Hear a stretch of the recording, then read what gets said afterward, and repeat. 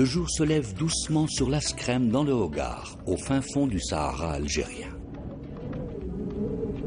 Une image de matin du monde. Nous sommes ici à 2800 mètres d'altitude. Aujourd'hui, en plein mois d'août, il fait à peine 5 degrés Celsius.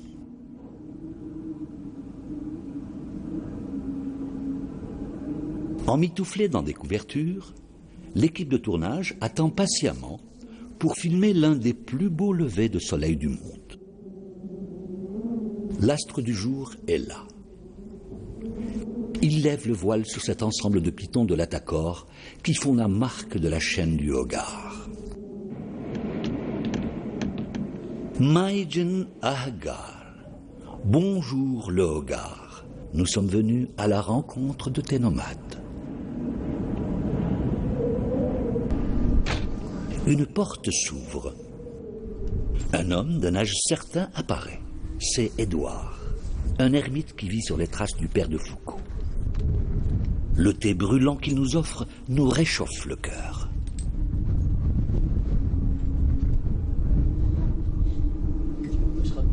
Immergé depuis longtemps dans le milieu touareg, Édouard nous parle des nomades de la région. Le nomadisme est en train de disparaître actuellement depuis une vingtaine d'années, surtout à partir de l'époque où Tamanrasset s'est développé et est devenu une grande ville.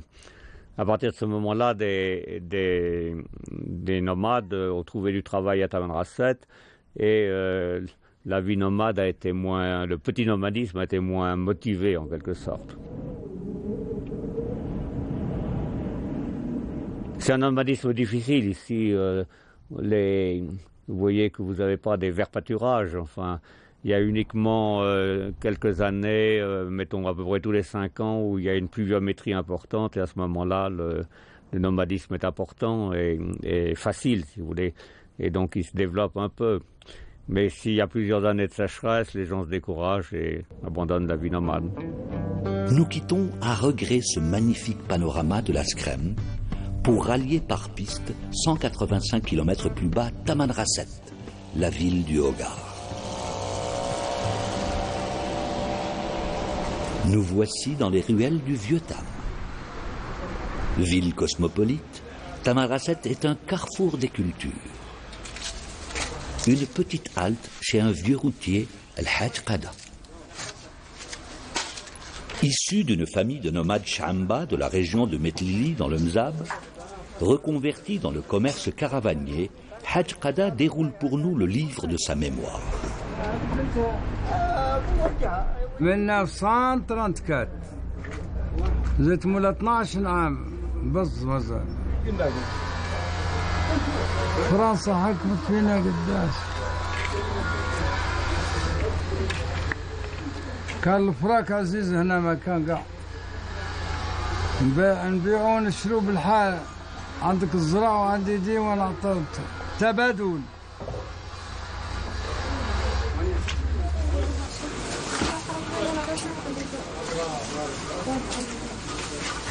زيدي واش ثاني؟ لا العكاية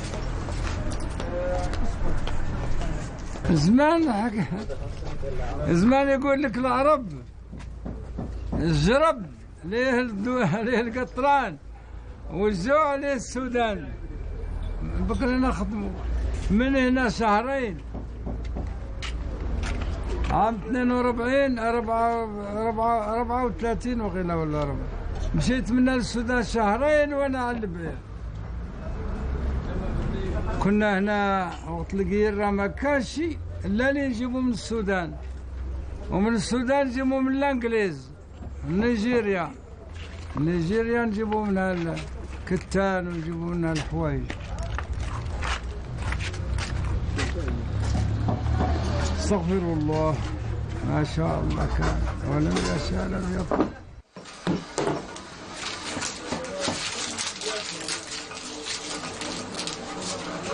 عام 60 بداتوا فرنسا هنا دير دولة هنا جابت النيجير والمال وتشاد والماليين كانوا هنا عندي ما لا بغاو فرنسا بغات تدير دولة هنا ويا صاد ترقي باي يقولوا له الله يرحمه سلطان ولد سلاطين الأولين. فرنسا ما قالت ما بكات ما السلطان ما حب يرد يعطيهم والو. حيضرك درك وقت اللي استغلينا ولينا بني ادم وكتر المال وكتروا الاولاد وكتر البلاد وكتر بكري تمارست لهنا هاد القريه. درك راه في قطع الواشو قداه وفي سيرسو كتحط فيه الطياره في الارض هنا.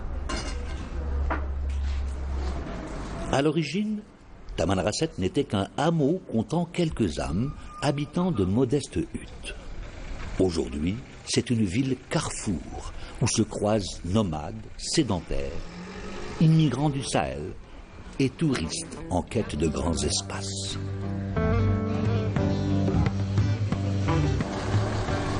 Tôt le matin, nous prenons la direction de Tazrouk, un village situé à 200 km au nord-est de Tamanrasset.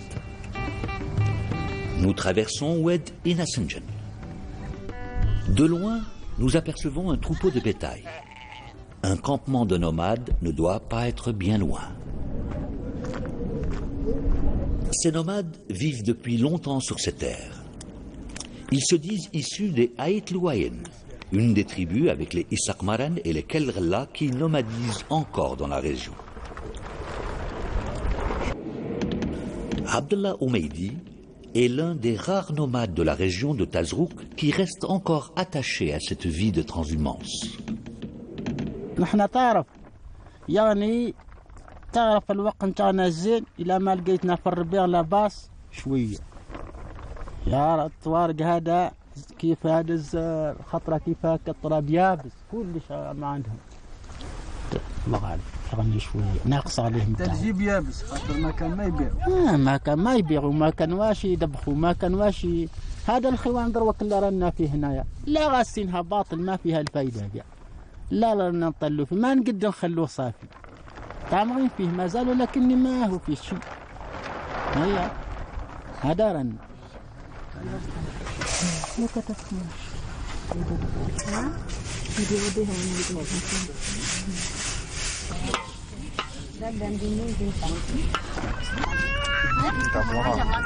ذاك الوقت اللي كان خالق الربع هنا كيما قلت لك نقدو نرحلو نقد نوصلوا وين كاين الربيع وين نسمع به والله نشوفوه الطراب اللي لاباس به نقد نمشوا به. ولكني هذا الوقت ما نقول لك نقد نلحقوه كاع. حتى كان سمعنا به في بلاصه واحده بعيده يعني ما نهجمش.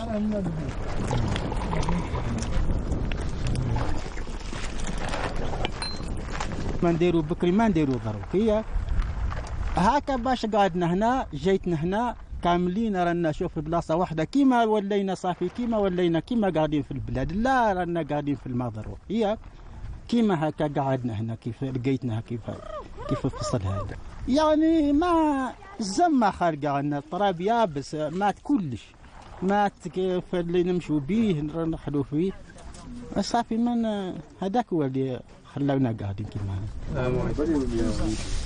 أصلي كل بطاقة لاجنا تري هذا الدكتور ده شوي نصف الفرق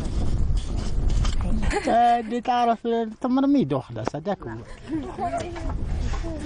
يعني لا كان واحد تعلم نروح ونحن عارفين بعد نعلم الطوارق صح بكري عالمين فينا هذا ولكني ضروك شوف الروان هذا انت ضروك الدراري هذا ما نعرف واش يعلمون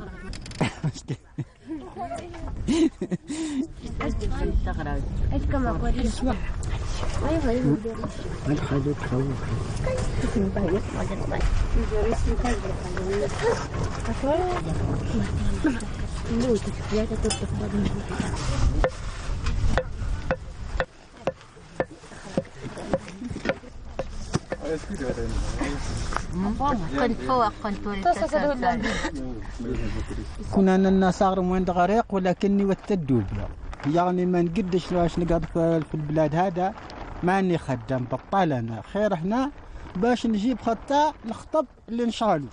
هي ما نخلص المهنة ما نخلص الخطب اللي نشغلهم صافي نجيبهم هنا كاينين. هذا اللي خلاوني هنايا. ماني باغي نقعد في البلاد باغي ولكني ماني قاعد. هي هذا المشكل. كني كل واحد يغيش اللي قد دروك انا ما نقد له هذا المغيشه اللي نراني فيه هنا. ها La vie de ces nomades dans ces espaces désertiques et hostiles est une véritable leçon d'endurance, de générosité et de courage, puisée dans l'âme targhi exprimée par la mélopée musicale de l'Inzat.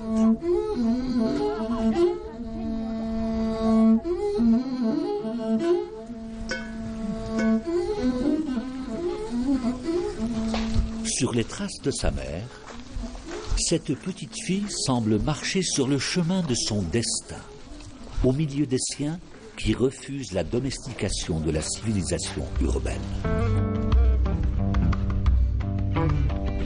Nous reprenons la route qui grimpe en direction de Tazrouk, un village de nomades sédentarisés.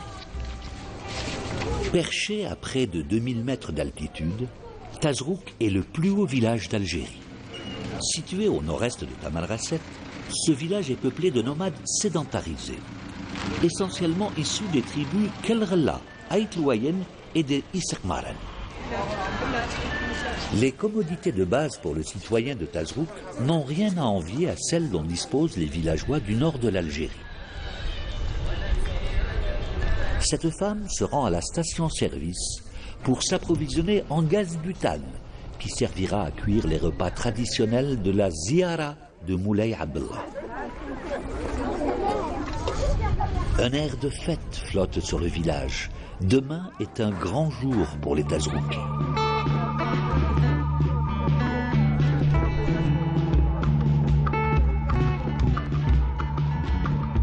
Comme chaque année, le premier jeudi du mois d'août a lieu la Ziara, ou pèlerinage, au mausolée du saint Moulay Abdallah, mort en 1982.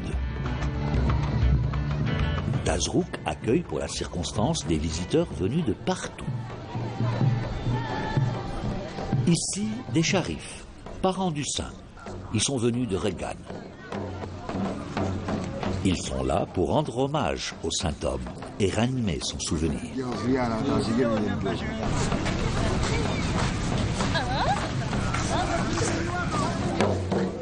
Au son du tbol, des femmes rythment la fête. Jadis, le tbol était le symbole d'un territoire commun où vivaient des Touaregs de même parenté, Taousit, autour d'un chef suprême, l'Aménokal.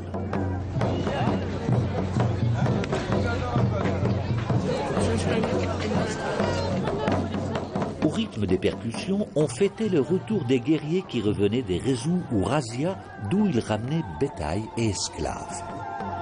Il faut peut-être dire que les anciens nomades Touaregs ne pouvaient guère survivre, surtout en période de crise et de disette, avec leurs maigres ressources, faites pour l'essentiel de lait de chèvre.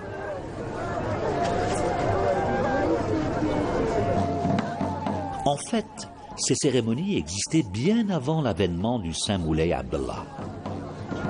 Sur ce lieu, dit Oued Tazrouk, on célébrait aussi le départ des caravanes vers les pays du Sahel, Biled Soudan, comme disent les Touaregs. Le soleil se couche et le crépuscule qui enveloppe le paysage d'un manteau aux lueurs ocre annonce une nuit douce et pleine de sonorités.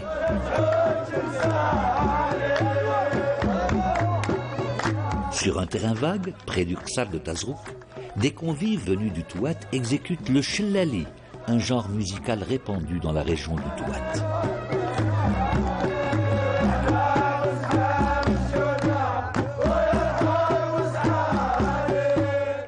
Les textes sont choisis dans le répertoire sacré.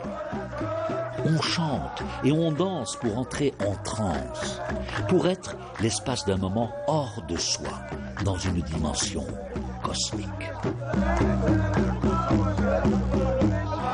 Et comme chaque année, les Tazroukais amusés assistent au spectacle sans y participer. Il est vrai que leur genre musical à eux, c'est le tindi.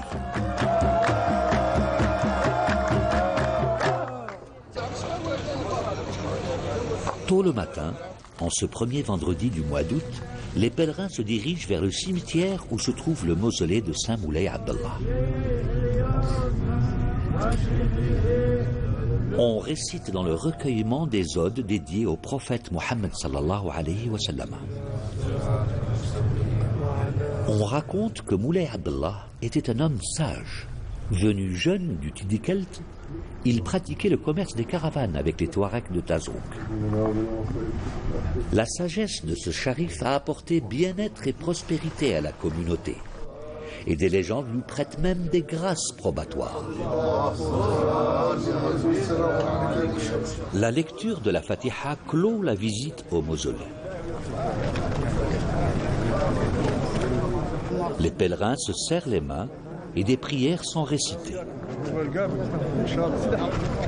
Et tout le monde se sépare en se souhaitant une ziyara maqboula, une commémoration bénie.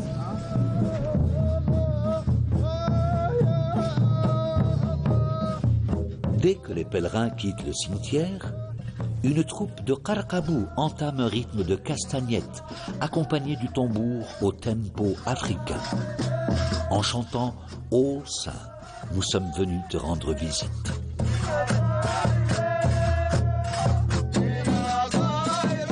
Ces visiteurs, venus d'Ain Salah, sont les représentants de la confrérie noire de Sidi Blel, descendants d'esclaves affranchis. Ils viennent manifester à leur manière leur gratitude au Saint.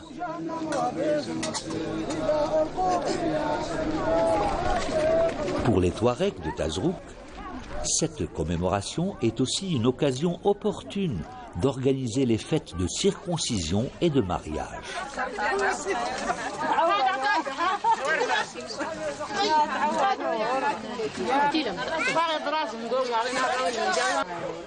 Il est vrai que les convives, parents et alliés viennent de loin par des chemins et pistes difficiles pour fêter le Saint.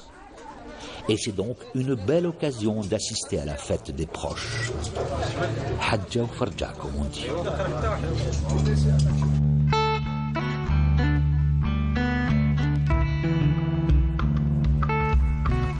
Ici, un jardin potager à Tiourten, à proximité de Tazrouk. On y cultive des fruits et des légumes insoupçonnables dans le désert. Raisins, grenades, tomates, maïs, etc.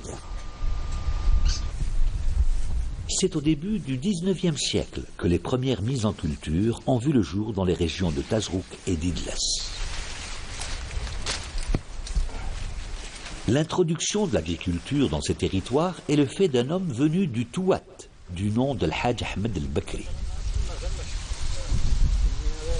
Jusqu'à une époque récente, les Touaregs vivaient essentiellement de leurs troupeaux et de réseaux, une sorte de droit de passage perçu sur les voyageurs et les caravanes qui traversaient le pays du Hogar.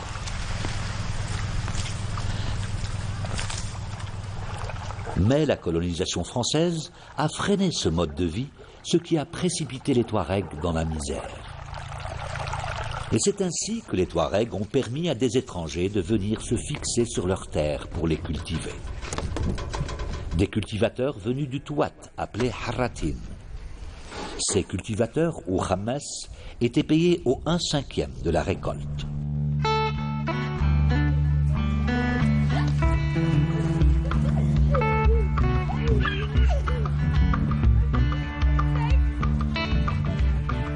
Ces enfants qui jouent dans ce quartier à Tazrouk sont les descendants des Haït Louaïm, une tribu qui nomadisait dans la région de Tintarabin. Les huttes et tentes d'antan ont été remplacées par ces constructions en dur.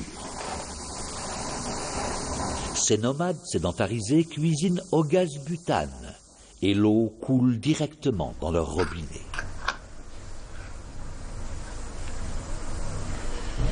Le confort de la modernité est passé par là.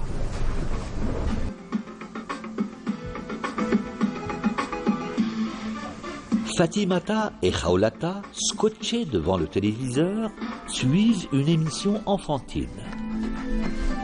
Dans ce village de l'extrême sud-est algérien, grâce à la diffusion par satellite, on peut voir divers programmes du monde entier.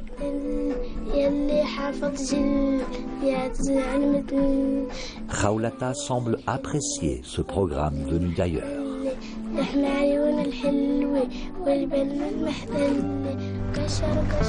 Nous laissons derrière nous Tasrouk. Et notre prochaine halte sera les campements de nomades de la région de Tintarabi. Le relief est accidenté. Les voitures progressent lentement, prudemment. La piste caillouteuse malmène et fait souffrir hommes et matériel. Après 4 longues heures de piste, une crevaison nous oblige à nous arrêter à Oued Tanefaret. Le déplacement dans ces contrées exige une extrême prudence. Nul ne peut s'aventurer dans ce désert sans emporter avec lui vivres et eau, bien sûr, sans oublier la précieuse boîte à outils. Sans la sagesse et la prévention, point de sûreté.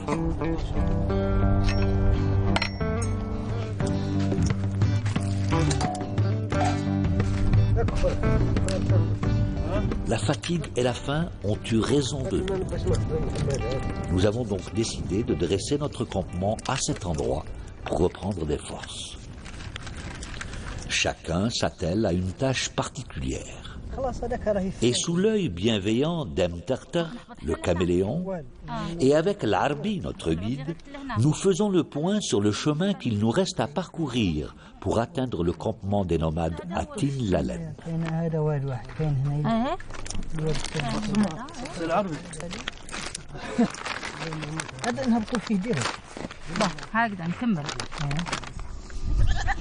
C'est au petit matin que nous arrivons au campement des Haït Louayen. Comme chaque jour, Teha traite les chèvres. Les autres membres de la famille préparent le petit déjeuner.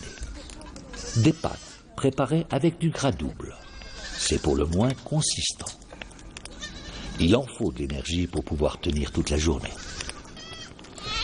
Teha s'apprête à rejoindre sa nièce Weli au point d'eau.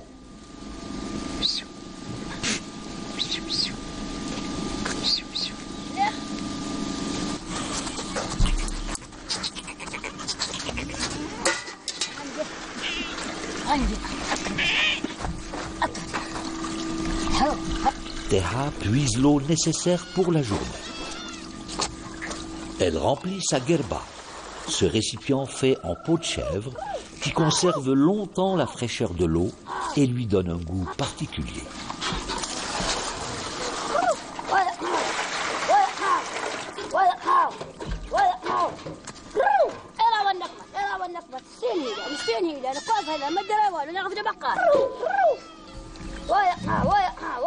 يردو فترة طوان كان وايلنو اللي نتضانتنا هذا مرة ليس منظر وايلنا لما جرنا تجمعت تدرمس هاسو كنت غارة وايلنا يهضن تجمعت هاسو كنت غارة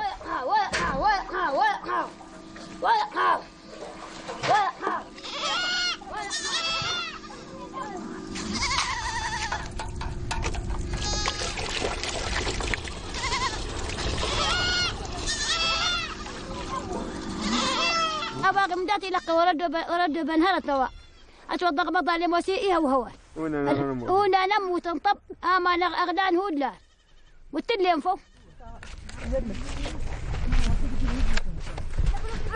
وهلاتك ما تبغش وهنا ورسينا وهلاتك ما تعطي ورسينا وهلاتك ما تبغضك ورسينا كود خرجوا لا وننا ورسينا. Dans le silence du désert, point d'écho, certes. Mais il y a le rythme syncopé du Tindi. L'Allah évolue devant nous dans son univers. Ici, rien n'est superflu, tout est essentiel.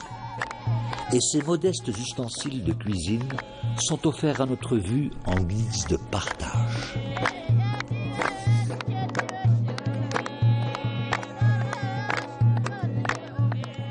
Mais le Tindi ne manque pas de susciter une sorte de joie retenue et sereine, exprimée par la danse, à la gestuelle pleine de volupté. Le chant et la danse sont les compagnons chaleureux des Touaregs, qui se meuvent dans l'immensité infinie du désert.